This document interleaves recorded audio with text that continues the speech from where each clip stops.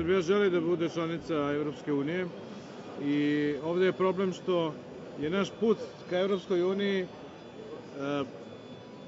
nije kao kod nekih drugih zemalja. Znate, kad Hrvatska ili ne znam ja, druga neka zemlja, kao što je sad bio Island, na primer, razgovaraju o Evropskoj uniji, oni imaju ekonomske teme, ribolov, a mi imamo Kosovo. I to nije isto, i to nije jednostavno. Znate šta?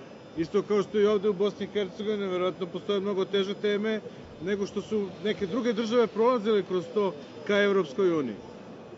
Ne znači, naravno, da mi moramo da prihvatimo sad svaki zahtev koji dolazi.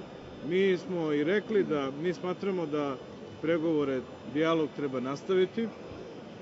Ja sam se razgovarao telefonom pre 2 dana sa Catherine Ashtonom, obavestio sam je otprilike oko toga kakav će biti naš stav. Mi želimo nastavak dijaloga, pre svega oko onih ključnih pitanja, kao što je pitanje bezbednosti za građane, pitanje pravosuđa, policije, prisustva neke buduće kosovske vojske na prostoru severa Kosova gde žive Srbi, imajući u vidu iskustva iz prošlosti. Znači, to su pitanja koje nas interesuju.